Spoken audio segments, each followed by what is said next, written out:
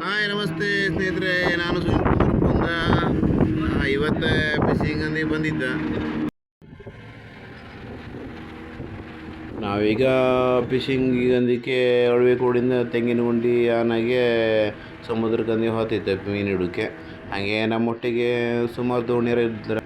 ತೆಂಗಿನಗುಂಡಿ ಡಾಕಲ್ ಹಿಡಿದ ದೋಣಿನೂ ಮತ್ತು ಅಳವೆಕೋಡಿ ಡಾಕಲ್ ಹಿಡಿದ ದೋಣಿ ಎಲ್ಲ ಒಟ್ಟಿಗೆ ಬಿಟ್ಟಿರೀಗ. ಹಾಗೆ ನಮ್ಮೊಟ್ಟಿಗೆ ಪರ್ಸಿನ್ ಬೋಟ್ ಎಲ್ಲ ಇತ್ತು. ನೋಡಿದ್ರೆ ಲಾಂಬರ್ ಮಾತ್ರ ಸ್ವಲ್ಪ ಜಾಸ್ತಿ ಅಂಬಾಗಿತ್ತಪ್ಪ. ಎಂತ ಮಾಡೋದು, ನಾನು ಬಿಟ್ಟದ್ದೇ ಗಾಳಿ ಲಾಂಬರ್ ಸಿಕ್ಕಾಪಡಿ ಜಾಸ್ತಿ ಬಿಟ್ಟಿದ್ದು. ಜೀವಾದರೂ ಉಳಿಸ್ಕೊಂಡು ಎಲ್ಲರೂ ಬೇಡ್ಕೊತಿದ್ಲ. ಅದಕ್ಕೋಸ್ಕರ ನಾವು ಸೀದಾ ತೆಗೆದುಕೊಂಡು ಆನೋಡು ಹೋಗ್ತಿತ್ತು. ಈಗ ಎಲ್ಲ ದೋಣಿಯರು ಬರ್ತಿದ್ರಿ ಬೆನ್ನಿಗೆ, ಯಾಕಂದರೆ ಡಾಕಿ ಕೊಟ್ಟಿಗೆ. ಯಾಕಂದರೆ ಗಾಳಿ ನೀವು ಸಿಕ್ಕಾಪಟ್ಟಿತ್ತು, ದೋಣಿ ಓಡಿಸೋಕ್ಕೂ ಬರ್ತಿಲ್ಲ. ಹಾಗೆ ಈ ಕಡೆ ಸೇರಿದ್ರೆ ನಮ್ಮ ಪಕ್ಕದ ದೋಣಿ ಎಲ್ಲ ಇದ್ದ ಕಣೆ ಸೀದಾ ಎಲ್ಲ ಆನಂದಿಗೆ ತೆಗೆದುಕೊಂಡು ಆನೋಳಿಗೆ ಹೋಗ್ತಿದೀಯ. ಎಲ್ಲ ನಮ್ಮ ಬೆನ್ನಿ ಬರ್ತಿದ್ರು ಹಚ್ಚಿಗೆಲ್ಲ. ಅಲ್ಲಿ ಎಷ್ಟು ಎತ್ತರ ಹೋಗುತ್ತೆ ನೋಡಿ, ಉಳಿಸ ತರ್ತಾ ಇತ್ತು. ಈಗ ಹಾಗೆ ಬೆಳಿಗ್ಗೆನೂ ಬಂದಿತ್ತು ಬಿಸಿಲು ಜೊತೆಗೆ.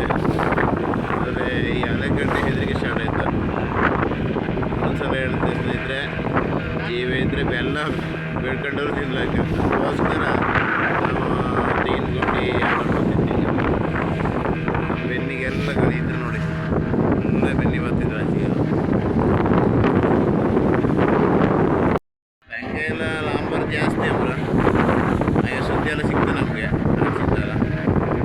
ಅದಕ್ಕೋಸ್ಕರ ಮತ್ತು ಕಾರಿಗಂತೂ ದೋಣಿ ಡಬಲ್ ದೋಣಿ ಎಲ್ಲ ಓಡಿಸೋಕ್ಕೂ ಆಗ್ತಿಲ್ಲ. ಎಲ್ಲ ಕ್ಯಾರರ್ ದೋಣಿಯರು ಈಗ ಡಾಕಿಗೆ ಹಿಡ್ಕೊಂಬಂದು ಹಾತಿದ್ರೆ. ಯಾಕಂದರೆ ಡಾಕಿಗೆ ಎಷ್ಟು ಹತ್ತಿರ ಸಿಗುತ್ತೋ ಅಷ್ಟು ಒಳ್ಳೆಯದಕ್ಕೆ ಪಟ ಹಾತಿದ್ರು ಕಣಿ. ಎಲ್ಲ ಕ್ಯಾರಿಯರ್ ಮುಂದೋಡ್ತು ನೋಡಿ, ಖಾಲಿ ದೋಣಿ ಅದು. ನಮ್ದೆಲ್ಲ ಲೋಡ್ ದೋಣಿ. ಮತ್ತು ನಮ್ಮದು ಒಂದು ಕ್ಯಾರಿಯರ್ ಹೋಯ್ತಪ್ಪ, ಎಲ್ಲೋಯ್ತು ಅಂತ ಗೊತ್ತಾಯಿಲ್ಲ. ಎಲ್ಲ ಡಾಕಿಗೆ ಜಾಗ ಹುಡ್ಕೊಂಬಿ ಅಂತ ಹೇಳ್ಬೋದು. ಕ್ಯಾರಿಯರ್ ಎಲ್ಲ ಮುಂದಲ್ಲ.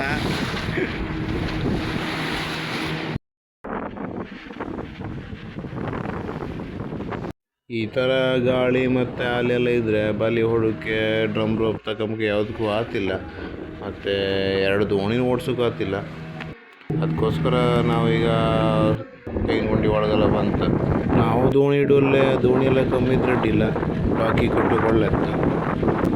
ಮತ್ತು ತೆಂಗಿನಗುಂಡಿ ಡಾಕಿ ಬಂತ ಅಳವೆಕೋಡಿ ಬದಿಗೆ. ಥ್ಯಾಂಕ್ ಯು ಸ್ನೇಹಿತರೆ.